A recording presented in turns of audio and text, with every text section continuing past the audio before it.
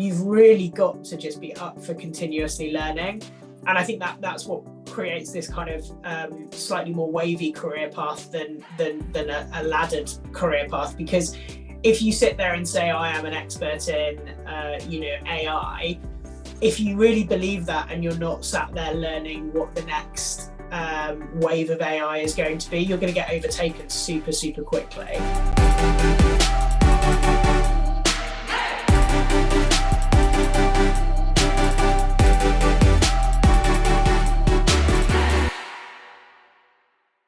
Hello and welcome to the Mentors Edition. I'm Michelle Chikanda and I'm delighted that you've decided to join me for another episode. Housekeeping, if you haven't already, please be sure to subscribe whether you're listening via YouTube or on our podcast. Or maybe you're coming in from our other podcast as well, but be sure to subscribe before you go. Anyways, my guest for today is Claire Sherwin. She is the VP, People Services and Technology, and also the VP HRD for Technology at Finastra. And she's really young and really smart and really inspiring. Her advice on how to think about transitioning into technology and how to position yourself for the future of work, I found invaluable because it was very simple. But I'm not going to give away anything. You have to listen to the gems and the nuggets that she shares as she shares her story. I will say one thing, there is also a piece about making sure you have your mask on first before attending to others. This is one that you cannot miss, and Claire shares so much insight, it is going to blow your mind. Please, please, please make sure you have a pen and paper to take notes and actually do some of the stuff that she says, because I'm convinced that if you do, it will change your career. And if nothing else is a testament, then look how far she's come in a short time in her own career. Here she is. I look forward to hearing your comments, your thoughts on this one. Here's Claire. Hello, Claire. Thank you so much for joining us today. I'm really excited about the conversation we are about to have. We have spoken before, so I've got some insights into your world, but we're so excited to hear and share with others your experience of work, the future of work, and and life in general, and balance, and all those wonderful things. But before we dive in, just tell us a little bit about you. Who are you? What do you do? And who for? Absolutely. So thank you for having me, Michelle. Absolutely delighted to be here. So my name's Claire Sherwin. I've got the absolute privilege to work for Finastra. So it's one of the largest financial technology companies in the world. It believes that the future of finance is open. And it kind of lives up to that aspiration through being a orchestrator of a open financial ecosystem through our Fabric Fusion.cloud platform. So absolutely awesome company to work for. I've got multiple different hats that I wear at Finastra. I get to partner with the business. So I'm the head of HR for their Chief Technology Office, which is an amazing part of the organization where some of their deeply technical resources and work sits. I get to lead the People Services team, so that's our kind of HR shared services and our HR technology team. So a really amazing opportunity to be able to deliver a great digital HR and transactional experience for our employees. And I also get to do some really awesome kind of visionary work around what is the future of work. Really looking at our employee proposition, and especially over the last couple of years, looking at what we learned through COVID and picking the best bits to take forward to really help our employees strike a really good work-life balance, to play our part in the kind of carbon neutral journey that we're on in 2030. So we want to get to carbon neutrality in 2030. A reduction in travel will really help us do that. So using what we learned through COVID to promote that. And also making sure that we're as organisationally productive as we can, leveraging the workspaces that we have in a collaborative way. Interesting. One of the reasons why I was so keen to speak to you was because HR in years gone by was sort of overlooked often and not seen as one of the most pivotal departments in any business. And suddenly with COVID, with the changes in technology, you are right at the forefront. And suddenly, all business leaders want to hear from HR. On that note, though, how did you end up in HR? Tell us about, what did you study? Did you study HR? Like, how did you come into your role now, I guess? Yeah, so a bit of a kind of random career journey versus a designed career journey, I would say. So I went to University of York. I studied philosophy, economics, and politics, very broad, because I wasn't sure what I wanted to do in the future. So getting a good grounding in many disciplines was a good start. You could smell the polo factory if the wind was blowing right on the York campus. So I literally thought, I wonder if Nestle is a big organisation. Obviously, when I did some Googling, realised it was the biggest FMCG in the world. So I applied to that. Slightly larger than you had imagined. Yeah. Well, in the UK, it's like coffee and chocolate, but across the globe, it provides so much more than that. And obviously, their water business, their pet care business, etc., etc. So it was a bit late on in the day, so I applied to the finance graduate scheme that seemed to be open. Thought it might be a good fit. And they got in contact and they said, look, we're full of finance graduates, but we've got a HR role available. Do you want to come and interview for that? Went to go and interview, kind of Googled what HR was, tried to pick up some stuff. But I must admit, if you're interested in the human condition and the way in which people interact and things like that, you either go into HR or big people management roles. And I've always been fascinated by that. So it was actually a really lovely fit. And then jumped into graduate life at Nestle. Stop you for a moment, actually. You said it was a really lovely fit. There was something that you said to me when we previously spoke, which I found really interesting.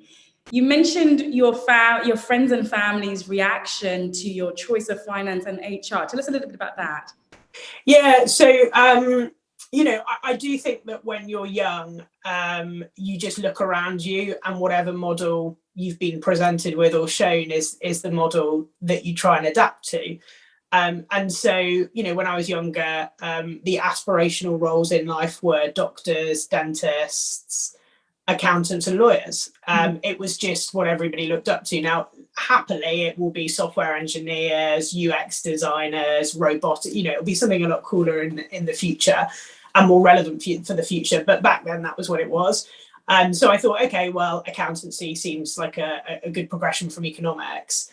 And everyone around me was like, honestly, your personality type is probably going to struggle with some of the components of being an accountant. And so I kind of, you don't really, you get defiant when somebody says that that's not the right move for you. So I was like, no, I'm going to go to get accountancy. And happily, this kind of, this experience happened where they were full and I got to go and apply for a HR role that I hadn't even thought about. And I got it. So sometimes there's an element of luck, but it is worth spending some time thinking about what really floats your boat, because ultimately, if you enjoy your job, you are going to be better at it. 100%. And why I brought that point up is that I think a lot of times we're wedded to this idea, I'm going to be an accountant. And then, we overlook all these other things. Now, you imagine for a second, when you got that call saying, no, sorry, we're full for finance, you could have easily gone, okay, I'll look elsewhere. But you were actually really open and said, I'm going to try this. So, this idea of not being wedded to one idea and being adaptable is really a key skill. And I think you sort of took the opportunity and it served you really well. Yeah. On that topic, though, you then move into this graduate role in HR, and tell us about, how that went. Yeah, so it was, it was a great opportunity. It was a rotational scheme. They do a kind of traditional shared services, HR business partner, and then a centre of expertise, so a talent or something like that, and you rotate through them. But I would say, when you are young, or in fact, when you're, you don't have to be young when you're entering a new career, whatever it might be. I would say just, pick the unusual roles. So, for example, there were a couple of roles that everybody really wanted and nobody wanted to go and work in the shared services. And I was like, yeah, I'm up for the shared services, much to people's surprise, I would say, just given, some of my background, I think people didn't think it would be a natural fit. But I would say always pick the unusual roles, the roles that may be seen as less, sexy, and absolutely get stuck in, because it's harder to differentiate yourself in a role that is a natural fit, and everybody thinks, a graduate should be good at that role, or X person should be good at that role. But if you go into an unusual role, where it is more challenging, it's very, you learn loads, you get to interact with people that teach you a lot about life and work and things like that. You pick up foundational skills that sometimes many people miss because they just want to, focus on specializing in a specific area. And it's easier to differentiate yourself, I would say, from a group. I also like something about your story. You said that people didn't think it was a right fit for you. So the expectation was that you were going to fail, or that you weren't going to do well. What was your mindset? Okay, great. I've got this new role, which A, nobody wanted, and B, everybody's expecting me to fail at. This is a situation a lot of people find themselves in, where it's like, you go into this role and then it's like, now what? What was your mindset? What were you thinking? And how did you overcome those obstacles? It was that experience. There's jokes around the office around what it was going to be like for me in that environment, and you've just the tenacity. I've always been a competitive person, and that's where that kicks in, and you say, do you know what, I'm absolutely going to prove people wrong and succeed in this role, enjoy it. I think people thought, well, she might succeed, but she may not enjoy it or make friends, or whatever it might be. But actually, the networks and the friendships that I made there have been absolutely long lasting. I sat next to a lady who I share the same birthday as, and we're still close friends. You would not expect us to, from a generational perspective, from many different perspectives, you wouldn't think that we would hit it off. But actually, we will be kind of lifelong friends because of the experience we had. So I think you've got to dig deep. I was watching a TED talk about the most important characteristic of a successful person is grit.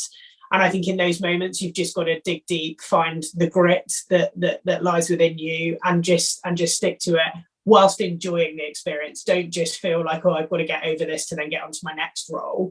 What can I learn from it? What relationships can I make from it? How can I enjoy it as well as just doing well at it? Yeah, I mean, what I really like about that is, you said, okay, tenacious, because it's not easy, so you've got to keep going. I love the fact that you said you're competitive. It's kind of like you have to be competitive with yourself and say, okay, I'm out of my depth, I'm out of my comfort zone, but I've just got to beat myself. I've got to be better than yesterday each day, and to have fun. And I think sometimes we get so serious and bogged down with the obstacle or the task that is ahead of us that we forget to just enjoy the moment. So it sounds like... the only other thing I would say about that experience as well is I now lead one of the shared service for Finastra, and it also it gives you an appreciation for areas of a discipline that are sometimes overlooked because they're transactional, repetitive work. But actually, if you get it, if you get this part of the puzzle right, the foundations of your function are set, and the way in which an employee judges the HR department is often those micro moments where they need their pay slip, or they need access to information, or they need to apply for an emergency leave because somebody's ill. These are moments that matter to people, and if you get them right, they fundamentally change the relationship somebody has with a company. So that was something else I learned, not to undervalue some of the kind of more transactional components of a function. Right, and you wouldn't have gotten that experience had you not been quote unquote in the trenches, which is which is a valuable experience. So no experience is beneath you, in quotes. And I think that is a valuable mindset to have when we enter work. Sometimes I've worked with people that say, oh no, I won't do that. But it's like, yeah, but you don't acquire the skills that will then help you to do everything else better. But anyway, so yeah, that's very interesting. So sounds like you smash it in your grad role, and then you make a life decision. As a young corporate focused individual, what decision do you make? Yeah, so I mean, however much Nestle is an amazing organization, the center of gravity of my, my friendship group and where I saw myself growing was in London. And some organizations just don't have the opportunities in the locations that you want. So sometimes you've just got to back yourself and do what will make you happy, not just in your work life, but more broadly. So I moved to EY. I had a friend from Nestle at EY who brought me over. And started doing some client-facing work, which was an absolutely amazing experience. You learn very, very fast on the job there, and I think I would say your soft skills accelerate massively when you're in a situation where you're quite in a mercenary situation. You're working for a client, and you need to deliver on what they expect. Yeah. So you add yet another string to your bow. But what I love about that is it was underpinned by a desire to fulfill something in your personal life. And you did not try to fight it. You just said, this is what I need to do for me in order for me to be a better human being for whoever I end up working with. And I value that. Let's fast forward a little bit more, because you've achieved a lot of things in a short space of time. We fast forward, you are now 29 and you are working in this organization. And then what happens? So I got a really amazing opportunity. I went into Finastra as chief of staff, spent a couple of months doing that, and then got the opportunity to step up and lead the talent acquisition team. And I must tell, the story behind that is there was many interviews happening for the head of TA role, and we just weren't getting cut through on the right person. And I actually threw my hat in the ring. So again, backed myself, walked into my boss's office and said, have you thought about giving me a shot, without having much experience from a talent acquisition perspective? Small question. Yes. Did you not think if he or she says no, then I look like I'm not committed to my job? Do you know what? It didn't actually cross my mind, and good. because I would have done anything to show my commitment to the job at that time. I mean, I joined Finastra kind of 3 months ago. I already loved it, the culture, the people, etc. I would have played where they needed me to play and done as good a job as possible.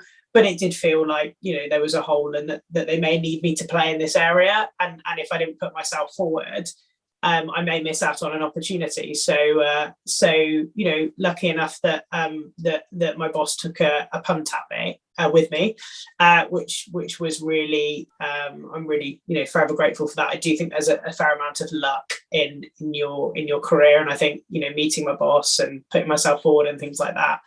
And I disagree with that point. I do think that what you did, even though it seems like a small step, is actually a really huge step. And a lot of people don't take that step of because you said you're relatively new in the organization and you're already having a conversation about how, you would like to go into another role. Not only that, the mastery in what you did was in the communication, because your boss clearly felt like this person is committed. And like you said, they will do anything for this organization. So this isn't just a self-interested move.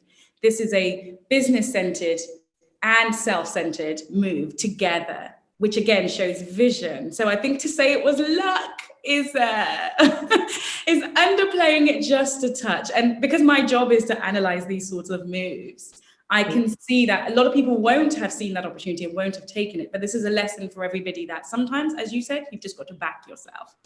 So you get and actually just on that point, one of the things, so now I'm now I'm in a kind of HR role where I'm trying to support junior talent getting that breakthrough. The one thing that I do say, especially to female talent, is if you can do 70% of the role, just put yourself forward. And that's exactly, and you're right, actually, because that's exactly the space I was in. I looked at the role, I knew that I could do probably 60% of it, if I'm honest. But sometimes, and there's the famous fact around, men read a job description, think one thing, women think another.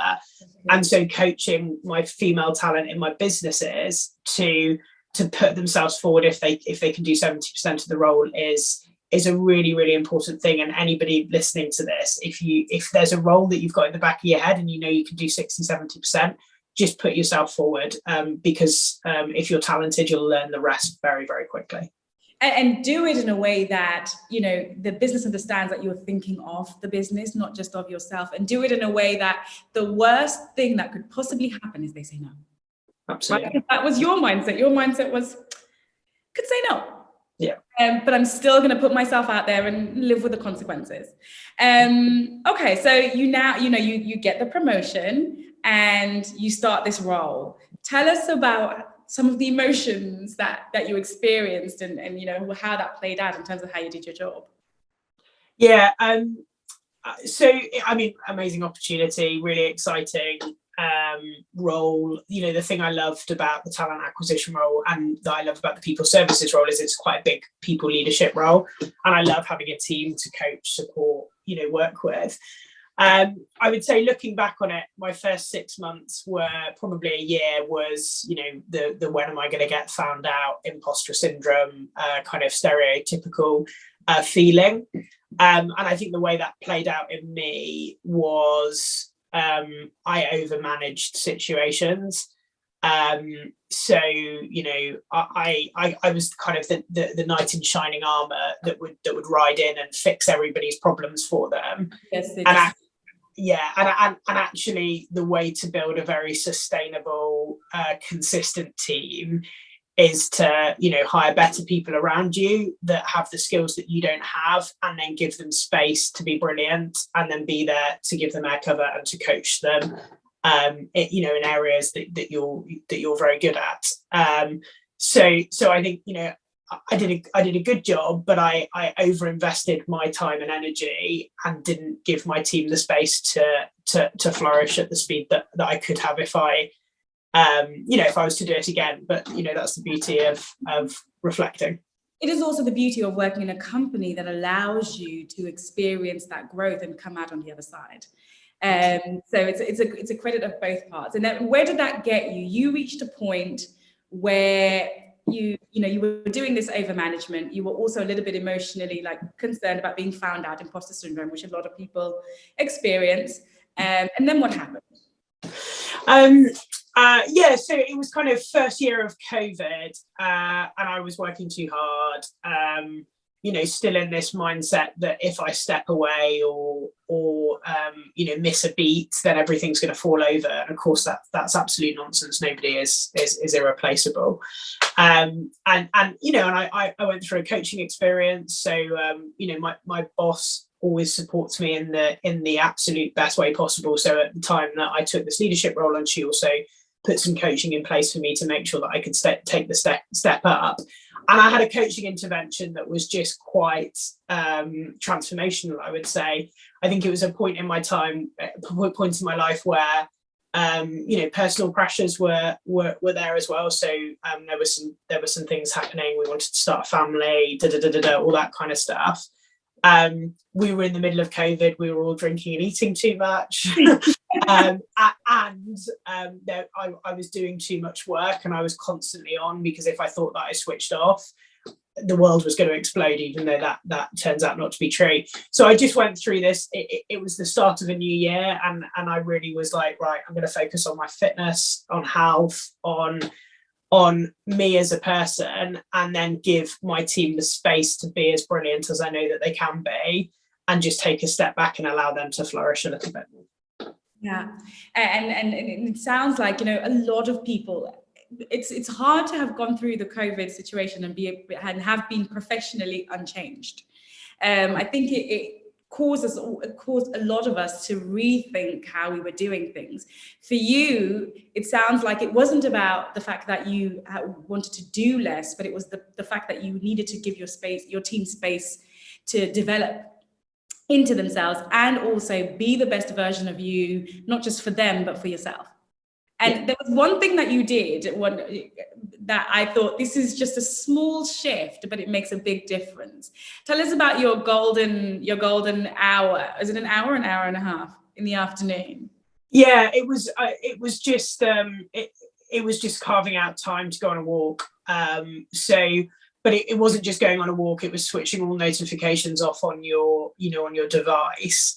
It's normally about an hour and a half, actually. Don't tell my boss. But I've got beautiful reservoirs just down in the part of East London that I live in. I'd walk around one of them. I'd listen to a podcast on something, something totally non-work related normally, and just spend that time on my own, and not be available for people to fix their problems, because I had got them into a routine of, if anything was going wrong, they'd ring me and I'd fix it. And actually that is not the best way to manage, because A, I'm probably not the best person to fix all problems because I'm not a specialist in all areas, and B, it just doesn't allow teams to flourish. So it was a really good routine to get into. I've tried to preserve it as much as possible as we've moved into the post-pandemic phase, the endemic phase, whatever we're calling it. And it's really helpful for myself, but I think it's as equally helpful for the team, because I did get to a stage very quickly that I would ring team members back and I'd say, oh, what's going on? And they were like, oh, don't worry, fixed it. And it's like, if I'd just given them that space earlier on, they would have fixed half of the problems for them. And that releases stress on me, it releases stress on them, and it allows them to be, better professionals. Yeah. And again, I mean, because the fear of doing that often comes from, oh, will my boss think I'm not working? You clearly work for a very good organization. What was that feeling like for you? Like when you said, okay, I've got to do this, I've got to loosen my grip, but how do I manage upwards and make them not, so such that they don't think I've dropped the ball? Yeah. You've got to do it in a fairly safe way, I guess. The good thing is, most of the restrictions or concerns that people have about, not being seen to work as much as they should be working are normally self-imposed. Yes. So, the first time that my boss rang me when I was on one of these golden hours, as you call it, I like that phrase. The response was, good for you, I'll call you back in an hour. And you're like, what? Like, and it's so shocking the first time it happens, and then you're like, oh my god, this is amazing. Unless it's critical, you can do this. It's absolutely fine. So it's a hard. If you are quite tightly wound and you are feeling imposter syndrome, and you feel like the way through that is to overwork and things like that, it's hard to take that first step. But once you get the support around you and people are saying, good for you, it's about time you prioritize yourself, then it makes it really, really, really easy. And then I really do just think, you go from strength to strength, and your team does as well. Yeah, but again, there's this, you've got to take the leap. People aren't just going to come to you and say, oh, I think, you should take some time out. No, everybody's in their own lane, focused on what they're doing. Absolutely. And it's up to us to decide, okay, how can I work best in a way that suits me and supports the business as well. And the reason why your quote unquote superiors are okay with that is because they are aware of your commitment. And they can see, they're not stupid. And I think sometimes we think, oh no, I must reply within 5 seconds, otherwise they'll think I'm not working. And as you said, this is self-imposed and it's not real. Okay, let's fast forward a little bit into one last question before I move on to that. We were just talking about the pandemic a moment ago, and with people working from home and, a lot of companies adopting a hybrid model, we talked about this idea of hiding, how it is so easy to either hide by default, aka just do your job, the bare minimum, and then leave, which can be perceived as hiding, or actually just trying to evade attention from other parts of the business. Because we discussed that this phenomenon, this way of doing things. What, in your view, is, I guess, the downside of doing that? Because I do know a lot of people that are just coasting. What is the downside of coasting? Because you have the privilege of being in a more senior position and you see these things. What is the downside of people coasting, and what is the upside as well, I guess? Yeah, I think you've got to look at it from two perspectives. You've got to look at it, or probably three perspectives actually. You've got to look at it on what's the impact it's having on the individual. What's the impact it's having on their team, and then what's the impact it's having on the company from an organizational productivity perspective. And I think what's really interesting is if it's having a negative effect on organizational productivity, it's probably having a negative effect on all three. And I think the most important one there is the person, because I don't think I genuinely don't believe that people don't want to do it. Sorry, I genuinely don't believe that people don't want to do a good job. So I guess flip it. I believe that people get up every day wanting to do a good job. They don't want to hide, they don't want to coast. But sometimes there are external pressures on them that put them in this, in this mindset and in this way of working. And so, I do think that you've got to start at the individual and think what motivates an individual. And it's important for managers to also understand this. If you are seeing somebody languish, have an upfront conversation with them to say, what about your circumstances is making you like this? And in many cases I've seen over the pandemic, it's because you've got lots of extroverts working at home and they can't find their motivation through physical interaction with other people. So the most important thing as a manager there is to get them into a social situation, get them back into the office, get them into a WeWork and do a day with them and with the team, to give them that energy to make them want to be better and want to do work in a better way rather than languish. So I do think you've got to start with the individual, and then I think it then is a knock-on impact, because if an individual is in a space, in a working environment, in a climate that energizes them, they will ultimately do better work, which will have a positive impact on the team and will make you more organizationally productive. So it has changed the requirement of a manager to get far more into the psychology of different people and understand what really motivates them, to make sure that they don't languish, hide, coast, whatever you want to call that. Yeah. And I think that's a very good way of looking at it. So obviously in your organization, as you said, the manager has to be better, in a nutshell, and more is required of them in order for them to get obviously higher returns as well out of their people. I want to come back a little bit to normal life. You work for a financial technology organization. And technology is the buzzword of the decade, right? How can people position themselves? Because to pivot, if they want to pivot, that's also a COVID word, which is horrendous and should be banned. How can people pivot into working in technology or aligning themselves with technology businesses? Yeah. I think I would say the first thing is do what you love. So if you don't love technology, then don't try and pursue a career in something that you don't genuinely love. Because I've said it a few times now. If you really enjoy something, you're going to be better at it. However, technology is very much the future, and it's not just tech jobs that we need in technology. We need HR people. We need excellent finance people. We need the whole kind of shebang that allows an organization to be really, really effective. I would say that skills are absolutely essential in terms of looking at yourself and what you can bring to a role in terms of the skill sets that you have, both technical skills and soft skills. And I would look at I wouldn't get too hung up on what is going to be automated next, and therefore I may not have a role in the future, because I think alongside the focus on tech skills and things like that, there's also far more varied career paths that you can take. And so you may start in one discipline and then you may go into another discipline, and then a career path is no longer a ladder. It's now kind of a wavy path of whatever you want it to be and what an organization needs you to do. So yeah, a bit of a jumbled answer. You might want to help me unpack one part of it a bit more.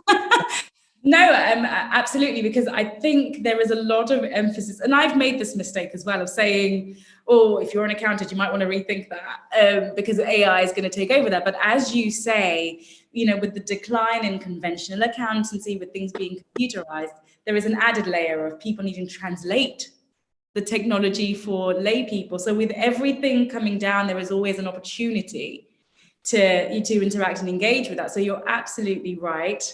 I also think what is interesting was the very first thing that you said, which is do what you love. because ultimately that is what will make you successful. And being able to, you said something about soft skills, which I really liked as well. Being able to spot what you love in an unconventional way is a skill, and it's one that we all need to sort of develop. So yeah, really, really interesting insight on that perspective. I do think that the only other thing I would say is I think that there's almost this, I call it the death of the expert, because life is moving so fast and technology is evolving so fast that you can no longer sit there and say, I am an SME in this space and forever I am going to be an SME. You've really got to, satire is, learn a lot culture. You've really got to just be up for continuously learning. And I think that's what creates this kind of slightly more wavy career path than a laddered career path. Because if you sit there and say, I am an expert in, AI, if you really believe that and you're not sat there learning what the next wave of AI is going to be, you're going to get overtaken super, super quickly. So I do think that you've got to enjoy learning. I think that's the foundational piece. And if you don't enjoy learning, then you've got to find a part of your career or a part of life that you really enjoy learning about, because you can't stand still any longer. It's just it's almost impossible to stand still and hold your position. You've got to keep evolving. I love that, and I think that is very true. I think our parents were able to say, I'm a doctor, I'm a teacher, and they could just stay there. But as you said, the world is moving so rapidly. We don't have that luxury. I don't believe so. I love this idea of continuous learning and self-disruption. Yeah, and even in the most traditional sense, as you said, the human body, what we're learning about the human body is evolving. Who knew, COVID, what's going to be the next pandemic or whatever it is continuously evolving with us. So even the most traditional career paths and areas of expertise are being challenged, and we've got to find new technological ways of continuously learning. Yeah, so in a nutshell, the safest job you can go for is, self-education. Yeah. Description. It's like whatever industry you're in, just say, well, I'm a continuous learner. That's what I do for a living. And then you will be on the path to success. I love that. My next question on that point though, which is to do with this idea of learning and understanding is a superpower. And that is around this idea of personalities, understanding who you are working with. You and I are both huge fans of personality tests and understanding people. Why is it important to you? Yeah, so a bit of an anecdote about it, I guess. So I think, again, when you enter the workforce or you enter a new workforce, there's this poisonous phrase. I think it's a poisonous phrase, which is, what are you like with office politics? So I think the phrase, I know, honestly, the phrase office politics kills me. And when I first joined Nestle, if I'm honest, I got wrapped up in it. I looked at my graduate cohort as competitors, whereas actually what they are your strongest network and advocates you could possibly wish to have, if you engage with them in that way rather than engage with them as competitors. And I took totally the wrong perspective, because I got wrapped up in this office politics. I've got to be the person that's managing upwards and that everybody thinks is wonderful, etc., etc. Now, I think that's really dangerous. What I do think is incredibly important is understanding the different types of personalities that exist, because there's only, there are only 4 personality types according to the Jung theory and things like that. And really deeply understanding them for their benefits and for their for their challenges and opportunities is really, really important. Not to manipulate them and engage with them in an office politics kind of way, but actually to just understand how to motivate them, how to support them, how to manage the detractors and the challenges that each personality type has, including yourself. Yeah.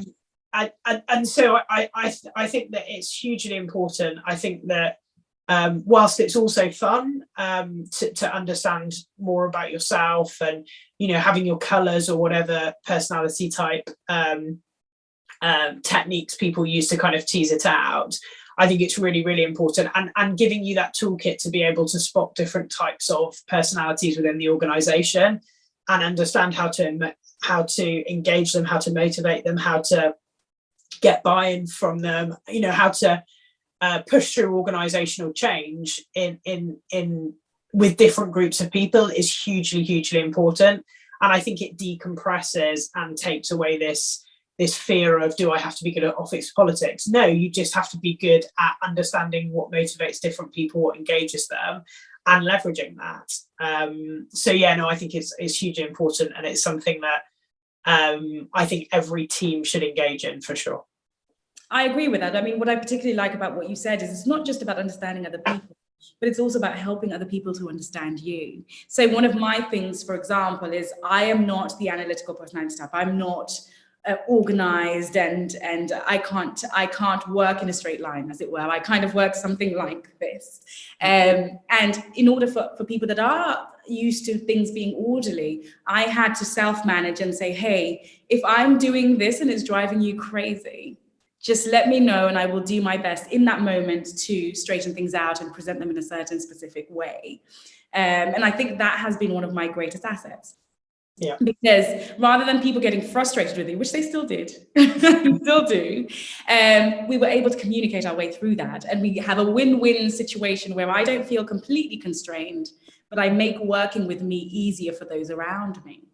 Absolutely. And I think, whether you're building your own team or you're supporting others build effective teams, it's a really important skill as well, because you can't have, you can't have a leadership team that is full of ultra creative people, because you're never going to get to the implementation or the analytical phase of needing to do work. So it's so whether you're kind of looking at how you complement the team that sits around you, or you're supporting somebody else build a team, massively, massively important to be as effective as possible.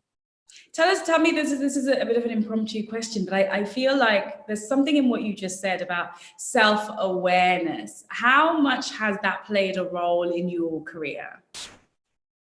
I think it's been like it's been an evolving journey. I'm also a very impulsive person. Okay. So I probably apologize after a scenario more than are able to proactively control a scenario. Yeah. But it's something that I'm definitely working on, because I think that's a certain level of self-awareness. I'm very emotional, and so sometimes my self-awareness comes 10 minutes after a situation, and I have to ring up and I have to apologize, or I have to, whatever it is that whatever situation I've put myself in, I sometimes have to unwind it. Yeah.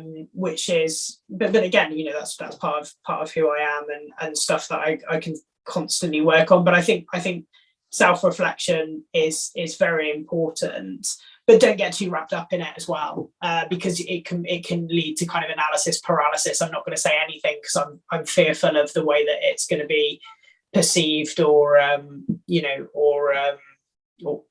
received. Yeah, and I think that's true. There is self-reflection is good, but take action. Don't just sit with and feel sorry for yourself. Do something about it, unwind it. And I think sometimes also at work, because we're not with our friends, we're with people that don't know us, and we feel like, okay, I made a mistake, I should just pretend it didn't happen. And it's like, no, own it, unwind the situation, as you said, and move on. Which is a very, I guess, mature way of working, but it's not so easy. Okay, so I think that is all the questions I have for you. I'm just going to give you a brief minute and a half, 2 minutes, just to share some general advice on what you think perhaps that people who are on their way up, whether it's somebody that's just graduated and wants, a lay of the land in terms of what to expect out of work in order to be successful, or somebody who's somewhere in the middle, trying to unknot themselves from, the joys of work. Just some general advice on what it takes to be successful. And also, bonus question, in the context of, Finastra, in the context of companies that are working in technology, the kind of mindset that you look for in people that you work with or that can be successful in your organization and in your industry. Yeah. just an easy question to finish on, just wind it down. So okay, let me give it a go. So I think my number one piece of advice is do what you love as much as you can, because I think ultimately you'll engage with it in a better way. It will feel purposeful for you, and I think working for a company that you feel you can contribute and connect with their mission, their purpose, whatever you would call it, is absolutely hugely important for your kind of self-motivation. I would say, take risks, calculated risks, but definitely take risks in your career. It might be taking the random job that doesn't seem as desirable as other jobs, but actually you're going to learn a really important foundational skill set, or learn something that is out of your comfort zone. Or walk into your boss's office and ask for the role that's been open for a couple of weeks that doesn't look like it's going to get filled. So whatever that looks like for you, take risks, but calculated risks, well communicated, to make sure that that it works in your favor if you're successful or not successful. I would say the mentality that we're looking for is that growth mindset. So always wanting to learn, always being self-deprecating in the way that you may be an expert today, but you might not be an expert tomorrow, and so always seek out the leading edge part of the role or of the area that you want to progress and flourish in. I would say find a balance as well. I think that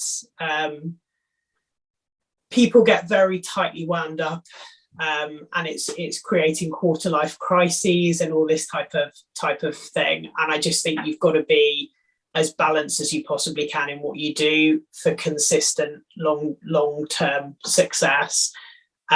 So don't always just try and climb the ladder as fast as you can. Meander your way through your career, for sure, with an upward trajectory if that's what your goal is. But don't treat it as a race. And that's something that I've definitely learned over the last couple of years, having got the role I've got. I don't feel the need to just constantly fight for the next one. It's more, okay, so what can I learn at this level in the roles that I can have. So so make sure that you're thinking as much about your personal wellness as you are about your kind of professional success. I love that. I'm so glad. I was so tempted to interrupt you before that last point, and then that was like the best part of the whole advice. So thank you for that. That's been hugely educational and also inspiring in terms of what opportunities are out there and how to get them. And it's great to see that you can be in a leadership role and still experience normal people challenges. So thank you for sharing, and thank you for being so open with us, and hopefully we will see you again another time. Thank you, Claire. Been a pleasure. Thank you.